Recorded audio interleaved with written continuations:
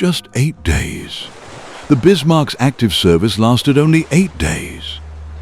But those 8 days mobilized the world's largest navy, a battleship. How did it manage to put an entire empire on alert? And was it really as invincible as they say? In this video, you'll see not only how the Bismarck sank, but also how it became a legend. May 24th, 1941, the North Atlantic. The horizon had almost completely vanished behind a thick fog. As the cold wind lashed against the steel hulls, the ocean seemed quieter than ever. But this silence, just a few minutes later, it would turn into one of history's greatest naval duels. On one side, there was a battleship that had become the symbol of British naval power for nearly 20 years. Its name had become synonymous with the might of the British Empire, HMS Hood. On the other side was a new battleship, just setting out on its first major mission. It had never been tested in a real naval battle before. Yet even before it set sail, legends had begun to circulate about it. That ship's name, Bismarck. At 5:52 a.m., the two fleets came within sight of each other. Minutes later, massive guns began spewing fire. Each salvo sent steel shells weighing hundreds of kilograms flying kilometers away. Then, as 6 a.m. approached, a single hit, a single moment, and the course of history changed. HMS Hood, the pride of the British Empire, was split in two by a horrific explosion. In just 3 minutes, it sank into the dark waters of the North Atlantic, along with approximately 1,400 sailors. For England, this was not merely a major military loss. It was a severe blow to national pride. The silence that fell over London when the news reached the city did not last long. For very soon, a single order was given. The Bismarck must be sunk. From that moment on, the world's greatest navy, hundreds of warships, aircraft carriers, destroyers, cruisers, and reconnaissance planes, set out for a single target. History had never before witnessed a warship becoming the target of such a massive hunt. So, a single warship on its very first mission. How did it manage to put an entire empire on high alert? Why did it become one of the greatest legends of naval warfare, despite its mission lasting only 8 days? And was it really as powerful as it's made out to be? Or has the legend of the Bismarck overshadowed the truth over the years? To find the answers to these questions, we first need to rewind time a bit, because the story of the Bismarck did not begin in 1941, but in a Europe where the ashes of World War I were still smoldering. No war machine emerges by chance. Each one reflects the fears, ambitions, and power struggles of the era in which it was born. The Bismarck was one of the most striking examples of this, 1918. The sound of cannon fire had finally fallen silent. World War I, which had ravaged Europe for 4 years, had come to an end, and the great catastrophe that had claimed the lives of millions was now behind them. However, the end of the war did not mean the beginning of peace, for the victorious powers believed that Germany must never again attain its former power. The Treaty of Versailles, signed in 1919, was not merely a peace treaty. It was a severe package of sanctions targeting a country's military power, economy, and national pride all at once. The German army was drastically reduced. The Air Force was completely abolished. Submarine production was banned. And the German Navy, that great fleet that had once challenged the British Royal Navy, would now be limited to only a small number of warships. In London, it was believed that this would be sufficient. Supremacy on the seas had been secured once again, because at that time, the true ruler of the world was not the nation with the largest territory, but the nation that ruled the seas. The power of the British Empire did not come solely from its army. Trade routes stretching across the globe, colonies, the flow of raw materials, and millions of metric tons of maritime trade. All of this was protected by the Royal Navy. For Britain, the oceans were not merely blue areas on a map. They were the lifeblood of the empire. That is why any country's re-establishment of a powerful navy posed not only a military but also an economic and political threat to London. But the course of history is far more powerful than agreements written on paper. By 1933, a new era had begun in Germany. With Adolf Hitler's rise to power, the country effectively began to disregard the restrictions imposed by the Treaty of Versailles. Factories were back in operation. Steel production was picking up speed. Shipyards were once again setting their cranes in motion after years of inactivity. Germany was not merely producing new weapons, it was also striving to rebuild the prestige and deterrence it had lost. However, German naval strategists were well aware of an important reality. It was impossible for them to compete with the size of the Royal Navy. England possessed hundreds of warships. Germany, however, had neither the time nor the resources to match this. For this reason, a different strategy was adopted.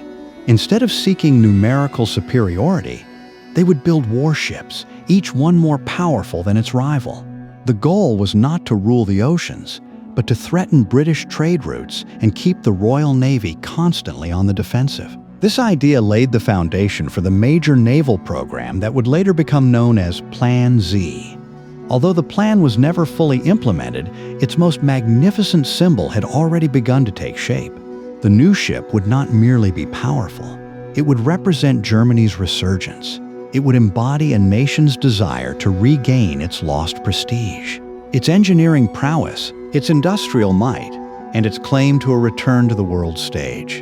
In 1936, when the first steel plates were laid on the slipway at the Blohm & Voss shipyard in Hamburg, it was not merely the construction of a new warship that was beginning. Europe was unwittingly witnessing the birth of a new display of power. The name of that ship was Bismarck. The year was 1936. At the Blohm & Voss shipyard in Hamburg, hundreds of workers began building the keel of a massive warship that would represent Germany's future. This was not just another battleship. It was Germany's greatest statement of intent as it sought to regain the naval power it had lost after World War I.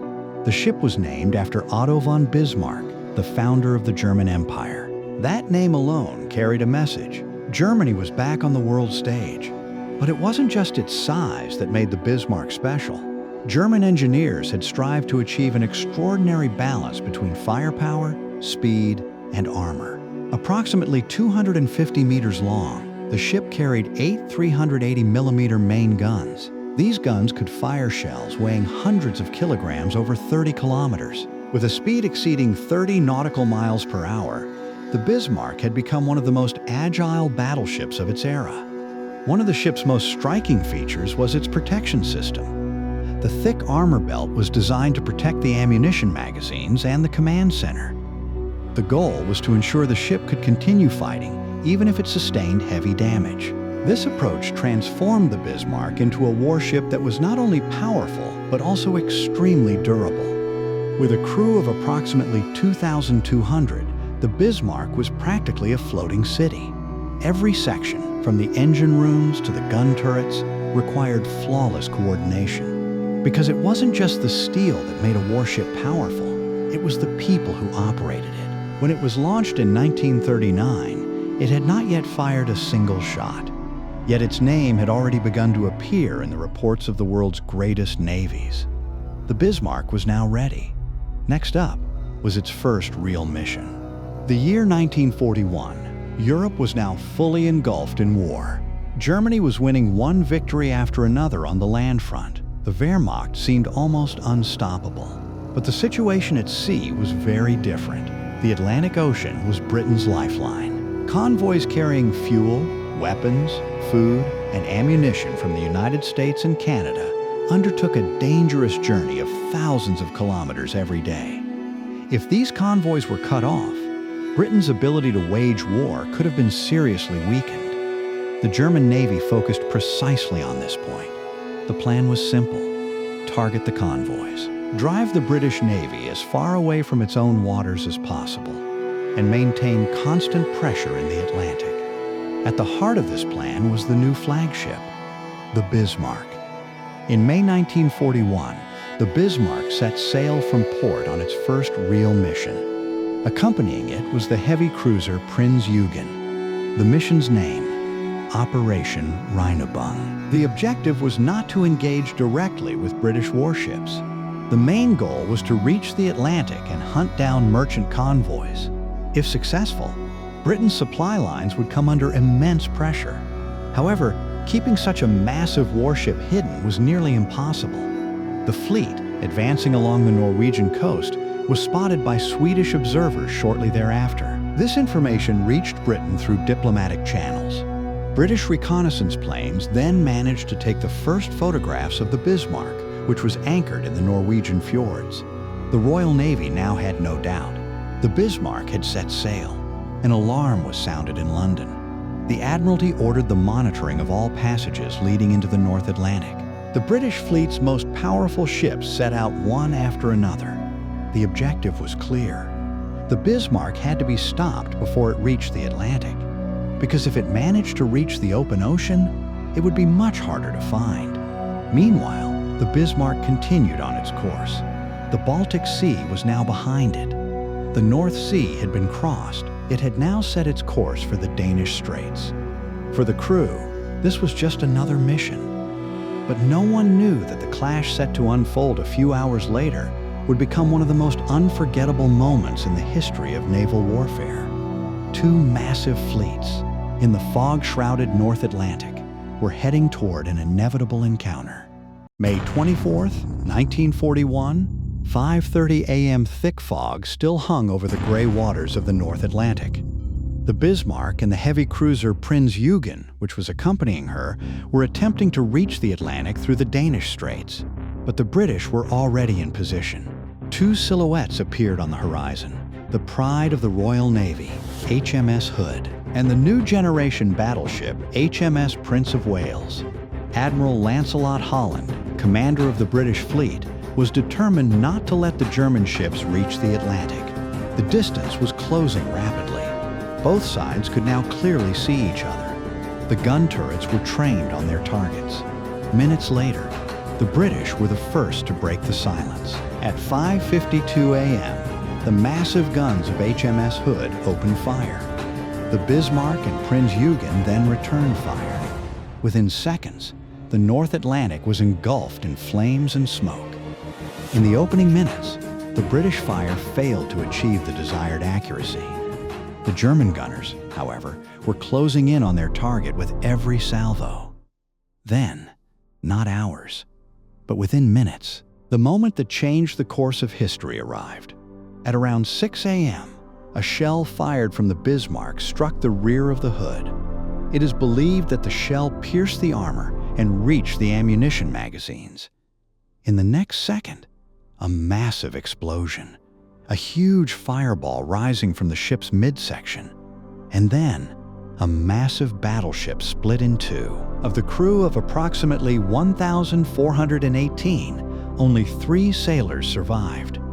HMS Hood, a symbol of Britain, had sunk into the dark waters of the North Atlantic after a battle that lasted only a few minutes. This was one of the greatest shocks in the history of the Royal Navy. The Bismarck, meanwhile, continued on its course. However, the battle had not been fought without damage. The Prince of Wales's fire had scored several hits on the Bismarck. One of its fuel tanks had been damaged, and the ship had begun leaking fuel. At first glance, this damage did not appear critical, but before long, it would become one of the most significant factors determining the Bismarck's fate. The sinking of the Hood was not merely the result of a battle. This event had become a personal matter for the British Empire. The goal was no longer simply to halt an operation. There was now only one objective. The Bismarck would be found and sunk, no matter the cost. The Royal Navy mobilized nearly all of its resources: warships, cruisers, destroyers, aircraft carriers, reconnaissance aircraft. Across the Atlantic, the search was on for a single target: the Bismarck. The massive battleship, plowing through hundreds of kilometers of ocean, had now become one of the world's most wanted targets. But the ocean was also a perfect place to hide. The British were racing against time, because if the Bismarck reached the open Atlantic and made it to the French-occupied port of Brest, the operation would become much more complicated. Meanwhile, Things weren't going smoothly on the Bismarck either.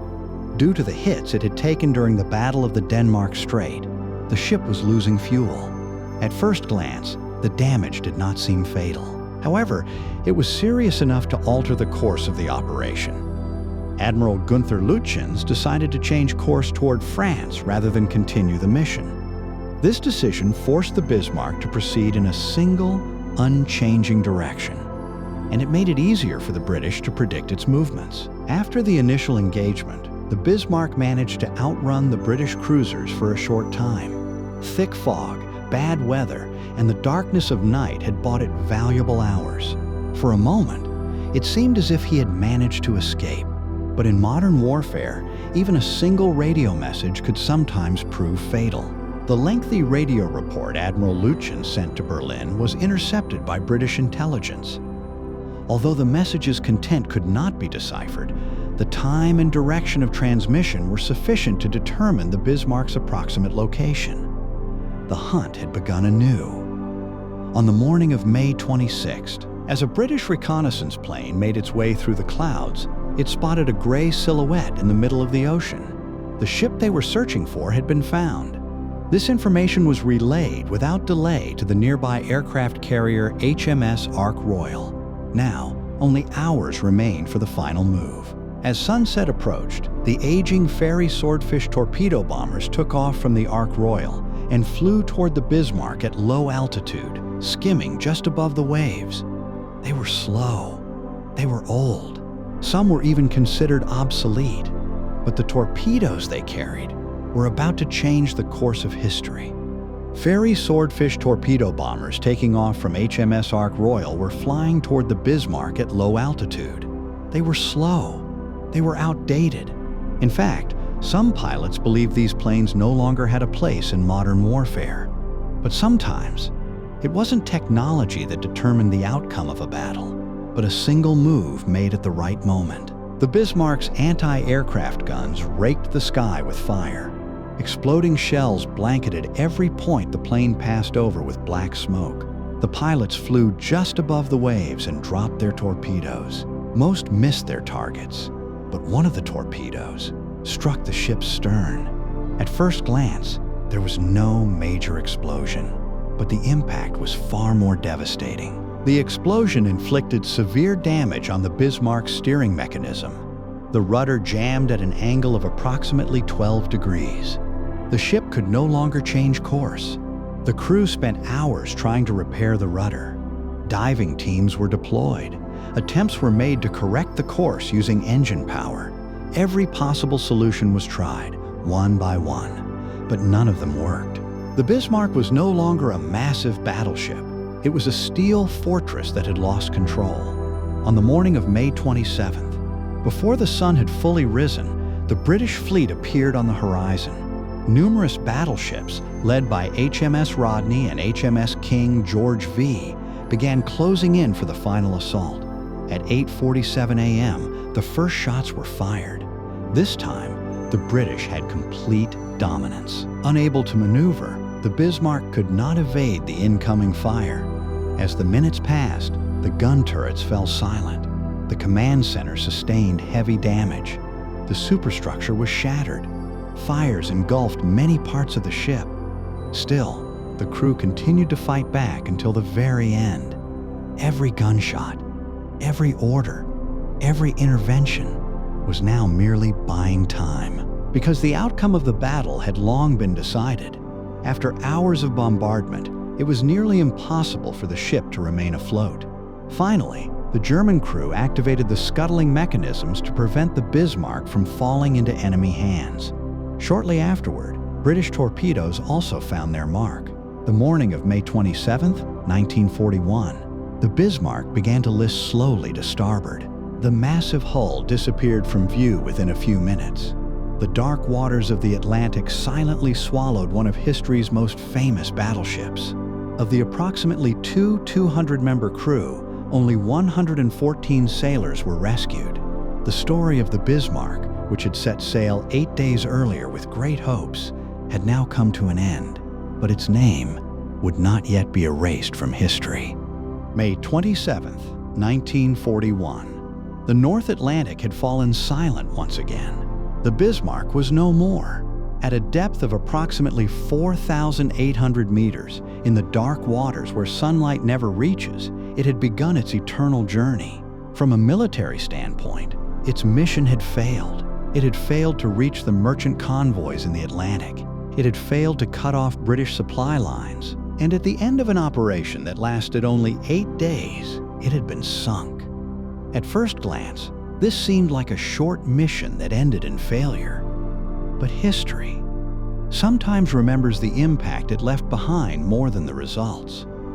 Although the Bismarck was just a single battleship, it had managed to draw nearly the entire naval force of the British Empire after it. For a single battleship to mobilize the world's largest navy to such an extent was an extremely rare occurrence in history. This situation also laid bare just how vulnerable large battleships operating alone could be in modern naval warfare. Air power, reconnaissance aircraft, radar, and coordinated fleet operations. These were now the new defining elements of war. The story of the Bismarck went down in history as one of the last major warnings of the age of battleships. Yet the name Bismarck was not forgotten. On the contrary, over the years, it grew into an ever-expanding legend. Books were written about it, documentaries were filmed, movies were made. It was brought to life again in video games. It became one of the warships most sought after by model collectors.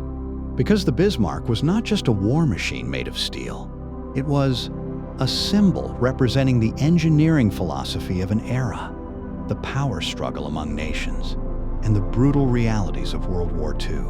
In 1989, after a long search, American ocean explorer Robert Ballard located the wreck of the Bismarck.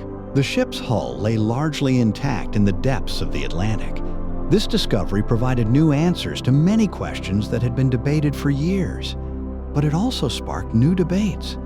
Was the Bismarck really sunk by British artillery fire? Or did the crew's decision to scuttle the ship deliver the final blow? Today, most historians agree that both factors played a role. British attacks had rendered the ship unable to fight. The German crew's scuttling, however, hastened the final process. Perhaps that is why. Even the Bismarck's end has become as legendary as the ship itself. Today, it lies silently in the depths of the North Atlantic. Its guns no longer fire. Its engines no longer run. No sailor walks its deck.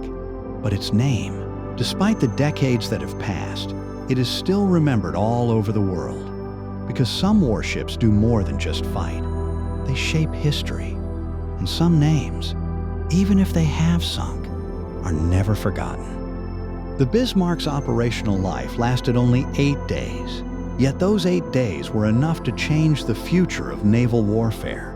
They demonstrated that power alone is not enough, that technology is constantly evolving, and that no legend is truly invincible in war. Today, the Bismarck may lie silently in the depths of the ocean, but its name lives on as one of the greatest icons in naval history. The sea remembers every legend.